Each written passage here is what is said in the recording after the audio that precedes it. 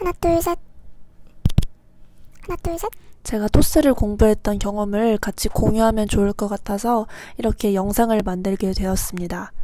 이 영상을 찍기 위해서 제가 이 마이크도 구매를 했어요. 10,000원 주고. 아무쪼록 저와 같은 취준생분들, 또 지금 단시간 내에 토스 레벨 7을 따야 되는 분들께 이 영상과 제 경험이 많은 도움이 되었으면 좋겠습니다. 저는 일단 해외 경험도 하나도 없고요. 영어를 그렇게 잘하지도 않는 것 같아요. 그냥 전형적인 한국 영어 교육을 받은 일반적인 사람의 수준입니다. 일단 먼저 저는 2020년 2월에 토스 시험을 봤어요. 딱 한 번 봤습니다. 1월 말쯤에 토스를 따야겠다라는 생각을 하게 됐어요. 근데 사실 저는 공인어학 시험이라고 하죠. 토익이나 탭스나 토플 같은 이런 영어 시험들을 한 번도 본 적이 없는 상태였어요. 그래서 일단은 무작정 학원에 갔습니다. 2주 단기반을 등록을 했어요. 근데 학원을 간 지 이틀 만에 그만두고 싶었습니다. 이제 왜 학원을 이틀 만에 그만두려고 했냐? 진짜 이건 확실합니다. 학원 가면 레벨 6는 만들어줘요. 레벨 7은 안 나올 것 같아요. 왜냐면요, 학원에서 주는 스크립트가 있어요. 보통 토스 공부하는 분들은 스크립트라고 하면 아실 거예요. 대본 같은 거여서 그걸 이제 딸딸딸딸 외워가면 시험 현장에서 그 대본대로 얘기를 하는 거죠. 근데 그 스크립트 자체가 학원에서 주는 게 너무 단순해요. 단순하고 천편일률적이야. 제가 채점자라면 그 답변들에게 높은 점수를 주지 않을 것 같았어요. 그래서 안 되겠다, 환불을 해야겠다라고 생각을 했는데 10일 중에 이틀을 나갔기 때문에 환불이 안 되더라고요. 대신 학원에서는 제가 선생님들에게 억양 같은 거를 배웠고 혼자 유튜브 보고 번역기 돌리면서 저만의 답변을 만들었습니다. 학원을 추천하는 사람과 비추천하는 사람을 제가 한번 정리를 해볼게요.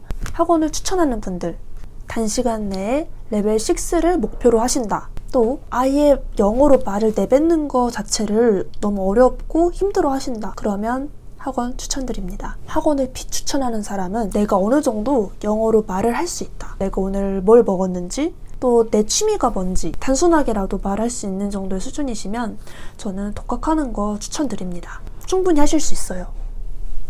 그러면 레벨 7을 받기 위해서 꼭 해야 되는 3가지가 있습니다. 첫 번째는 억양. 자신감을 나타낼 수 있는 게 채점자들이 듣는 사운드에서는 억양과 발음이라고 생각을 해요. 근데 이제 발음 같은 경우는 제가 저희 오빠 하는 걸 보니까 단시간 내에 고치기는 어렵더라고요. 근데 억양은 돼요. 연습을 하면 충분히 바뀔 수 있습니다. 이렇게 말을 할 때 높낮이가 있어야 좀 자연스럽잖아요. 그럼 높낮이를 연습하는 건데 외국인들 말하는 거 보면서 따라하고 그러면 연습이 되더라고요. 발음을 제가 그 당시에 고쳐서 지금까지도 되게 잘 써먹고 있는 발음이 있거든요. 그게 바로 J와 Z, F와 P, D와 V. 한국인들이 많이 틀리는 발음들이라고 하더라고요. 이거 3개를 연습을 잘 하시면 더 원어민처럼 들리고 더 영어를 잘하는 것처럼 만들어주는 발음인 것 같아요. 두 번째, 많이 말하기. 저 같은 경우는 굉장히 말을 많이 했어요. 그 초시계가 있는데 말을 하다가 타임이 끝날 정도로 말을 했던 것 같아요. 근데 이제 사실 영어를 막 그렇게 잘하지 않는데 어떻게 그렇게 말을 많이 하냐 하면 예시를 많이 들면 됩니다. For example, like 같은 것들을 써서 계속 예시를 들면서 설명을 하면 더 구체적인 답변도 되고 말을 많이 할 수 있으니까 발화량도 많아지고 많이 말을 해야 된다 라는 게 두 번째고요. 세 번째, 이거는 진짜 너무 중요해요. 정말 너무 중요해요. 레벨 6에서 7을 가기 위해서는 구체적으로 대답을 하셔야 됩니다. 레벨 6와 7의 차이는 파트 5와 6에서 판별이 된다고 해도 과언이 아니에요. 이제 이때 파트 5랑 6가 제일 말을 많이 해야 되니까 많은 분들이 스크립트를 외워가시죠. 저도 스크립트 외웠습니다. 하지만 학원에서 준 게 아니라 구체화된 스크립트를 외웠어요. 그러면 어떻게 구체화된 스크립트를 만드느냐? 구체화된 게 뭐냐? 라고 물어보실 것 같은데 그거는 제가 이제 영상 뒷부분으로 가면 파트별 꿀팁에서 더 자세하게 말씀을 드리겠습니다. 레벨 7에 맞기 위해서 꼭 버려야 할 것. 저희가 버려야 할 거는 스크립트를 그대로 의존하는 것입니다. 그대로를 하면 제 생각에 레벨 6만 나온다고 생각을 해요. 저희 오빠가 토스를 4번인가 5번 해봤어요.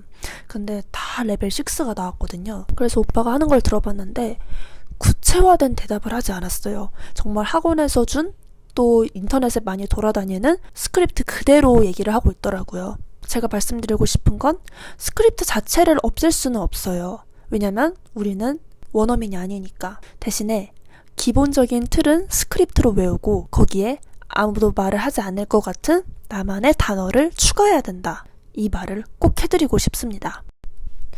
자, 그러면 파트별 꿀팁을 한번 말해볼게요. 파트 1. 그대로 문장을 쭉 읽는 파트죠. 사실 파트 1은 중요하지 않아요. 왜냐면 제가 틀렸거든요. 2번이나 틀렸어요. 더듬고 단어도 틀리게 읽었습니다. 가장 앞부분이니까 입이 좀 덜 풀리기도 했고 그래서 다시 고쳐서 얘기했어요. 근데 학원에서는 다시 고치지 말라고 했는데 당황하니까 뭐 다시 이렇게 얘기를 하게 되더라고요. 근데 레벨이 나오게 되는 중요한 부분은 파트 5랑 6이기 때문에 파트 1 같은 경우는 틀려도 별로 걱정 안 하셔도 될 것 같아요. 이때 꿀팁은 내가 지금만큼은 캘리포니아에서 온 화이팅 여자 주인공이다. 또는 남자 주인공이다 라고 생각을 하면서 약간 오버스럽게 억양도 넣어주고 목소리를 크게 하는 게 조금 더 자연스럽게 들리고 더 약간 생동감 넘치게 들리는 비법이라고 생각을 합니다.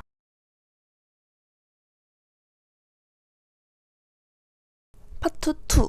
이제 사진을 보면서 그거를 묘사하는 파트죠. 그 파트 저 진짜 망했어요. 사무실에서 사람들이 뭘 하고 있었는데 제가 어떤 사물에 꽂혔는데 그 사물이 뭔지 갑자기 기억이 안 나는 거예요. 그거를 잘 모르겠으니까 그냥 file이라고 했어요. 확실하지 않으니까 저도 모르게 억양적인 부분에서 he found some files? 이렇게 약간 끝을 올렸어요. 그걸 사실 굳이 설명할 필요는 없거든요. 근데 제가 그 부분을 건드려 버려가지고 뒤죽박죽 설명을 했던 것 같아요. 제가 파트 2에서 말씀드리고 싶은 것은 너무 길게 주저리 말을 할 필요는 없는 것 같아요. 딱 그냥 필요한 것만 얘기를 하면 되는데 보통 분들이 이제 파트 2에서 사람을 묘사할 때 행동을 묘사하고 상태를 묘사를 해요. 그거를 따로따로 문장을 만드는데 저 같은 경우는 이거를 합쳐서 얘기를 했습니다. A man who has blonde hair is riding a bike. 이런 식으로 상태와 행동을 같이 섞어서 얘기를 했습니다. 문장이 길어지면서 잘하는 것처럼 보여진다고 생각을 해요, 전. 그래서 저는 이렇게 얘기를 했습니다.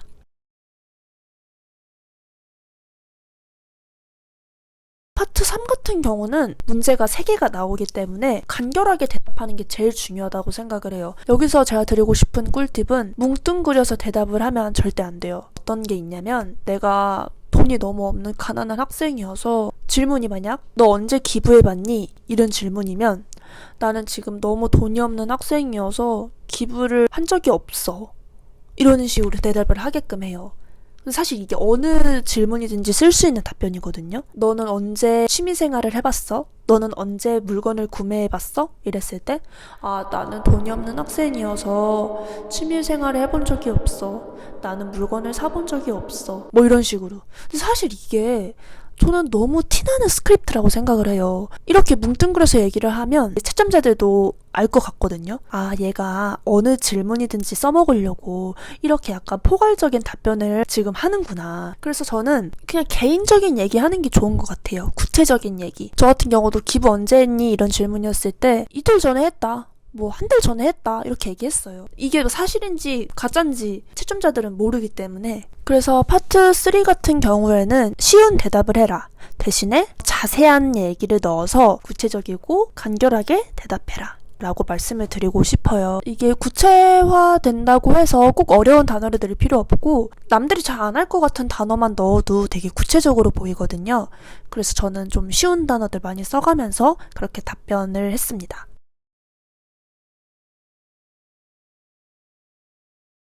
파트 4. 파트 4 같은 경우는 사실 꿀팁이 별로 없어요. 왜냐면 이미 틀이 정해져 있거든요. 이거 몇 시야? 뭐 이거 언제 해? 이렇게 물어보면 표를 보면서 대답을 하기 때문에 대답의 틀이 이미 정해져 있어요. 근데 조금 더 꿀팁을 드리자면 아까 억양이 되게 중요하다고 했잖아요. 억양을 많이 넣어서 진짜 내가 얘기를 하는 것처럼 말을 하면 되게 좋을 것 같아요. 질문 중에 틀린 정보를 말을 하면서 이거 맞아? 라고 물어보는 질문이 있어요. 그때 너 그거 잘못된 정보야. 사실은 이렇게 얘기를 하는데 이거를 로봇처럼 얘기하지 않고 너가 잘못된 정보를 알고 있어서 내가 진짜 안타깝다. 내가 다시 알려줄게. 조금 더 이제 억양과 약간의 발연기를 넣으면서 대답을 했습니다. 그러면 이제 채점자들도 맨날 로봇 같은 대답을 듣다가 생동감 있는 대답을 들으니까 점수를 좀 더 줄 것 같아요. 이제 대망의 파트 5. 파트 5랑 6가 제일 중요해요. 이 두 개가 레벨 6와 7을 가르는 가장 중요한 파트입니다. 맨 처음에 리스닝을 해서 대답을 할 때 문제를 요약해야 되고 또 해결 방안을 제시하는 거를 해야 되잖아요. 일단 문제 요약은 정말 간결하게 말하세요. 막 어려운 단어 쓸 필요 없고 정말 간결하고 단순하게 2문장으로만 얘기를 하세요. 너 방해받고 있구나. 너 그거 부족하구나. 이런 기본적인 단어들만 일단은 캐치해서 가지면 해결 방법이 훨씬 중요해요. 많은 사람들이 해결 방법에서 이제 스크립트를 많이 쓰세요. 왜냐면 어렵거든요. 그 상황에서 어떤 문제 나올지 나는 모르기 때문에 스크립트에 당연히 의존을 할 수밖에 없어요. 저 같은 경우는 이제 어떻게 공부를 했냐. 제가 공부했던 노트를 가지고 왔습니다. 보이실려나? 해결책 아이디어라고 써있어요. 자주 나오는 문제들을 다 나눠서 제가 해결책을 미리 만들어놨어요. 이미 광고를 했지만 홍보가 잘 안 된다. 손님이 너무 많은 경우, 직원들이 훈련이 안 돼 있는 경우, 피드백이 없어서 고객들이 원하는 게 뭔지 모르는 경우, 고객 불만족, 기부를 받아야 되는 상황들, 아이들이 너무 시끄러워서 사람들이 지금 불만을 갖는 상황, 고객들이 뭐 물건을 잘 안 두고 뭐 이런 고객들 잘못한 주차 공간의 부족, 물품 부족 이렇게 카테고리를 나눠서 저만의 답변 노트를 만들어 놨습니다. 이 답변 노트가 기존의 스크립트와 다른 게 뭐냐? 저는 정말 구체적으로 써놨어요. 학원 가시거나 교재 있으신 분들은 공감할 거예요. 쿠폰, 공짜, 뭐 이런 거 진짜 많이 하죠. 사과 문자. 이거가 정말 저는 이제 감점 요인이라고 생각을 합니다. 그래서 제가 썼던 방법이 뭐냐면 마법의 단어가 있어요. 제가 회화를 할 때도 좋아하는 단어인데 like. 만약에 we should offer some free gifts 라고 했을 때 그냥 이렇게만 끝나면 모두들 쓰는 스크립트예요. 하지만 뒤에 like를 붙여주면 구체적인 free gift를 제가 만들 수 있습니다. free gift like cute toys. 귀여운 장난감들. 사실 되게 쉬운 단어잖아요. 이렇게 되게 쉬운 단어지만 구체화가 되는데 도움이 되니까 저만의 답변이 되는 거죠. 그래서 제가 썼던 답변들 조금 읽어보자면 이제 홍보 문제 같은 경우에서 보통 소셜미디어에 업로드를 해야 된다라고 하는데 We should upload on the social media like Facebook or Instagram. 이런 식으로 구체적인 소셜미디어 명칭을 말씀을 드렸죠. 제가 like와 또 같이 좋아하는 단어가 such as예요. 이것도 다 이제 예시를 드는 단어들이잖아요. 그래서 we could start a discount promotion 이렇게만 끝나는 스크립트인데 such as를 붙여서 we could start a discount promotion such as buy one get one free. 손님들한테 사과할 때도 그냥 쿠폰 주지 말고 저는 프리백스 같은 거 말했어요. 프리백스. 에코백 같은 거 많이 주잖아요. 실제로도. 파트 5 같은 경우는 조금 이렇게 상황별로 외워가시면 좋을 것 같아요. 정리를 해보자면 진짜 신박한 답변이 아닌 이상 또 영어 실력으로 커버를 치지 못하는 이상 구체적인 답변을 내놓자.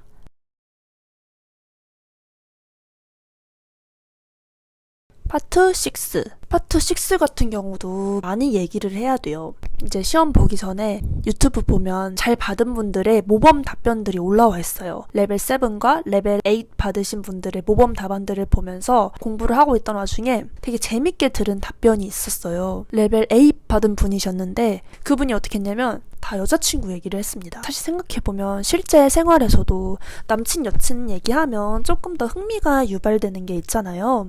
그래서 이제 그분도 약간 진짠지 가짠지는 모르겠는데 정말 재밌게 듣게 되더라고요. 저도 파트 6에서 무조건 예시를 남자친구 얘기로 들었습니다. 나는 남자친구 여자친구 없는데 하시면 이 순간만큼은 있는 거예요.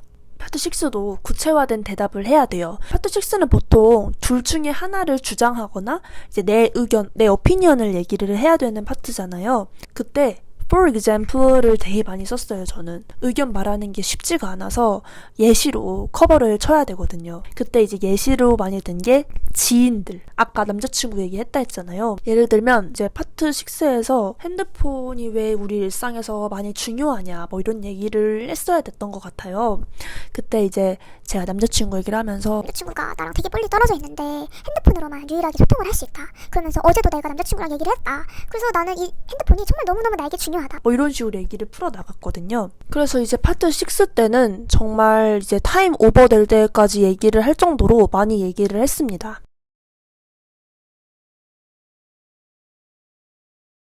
그래서 오늘 요약을 해보자면 6에서 7으로 가는 가장 큰 차이점은 구체적인 대답을 하는 거, 그리고 중요한 거는 억양. 내가 이 순간만큼은 교포다. 정말 여기 사람들 다 다시는 안 볼 거니까 자신감 넘치고 큰 목소리로 얘기를 하면 좋을 것 같아요.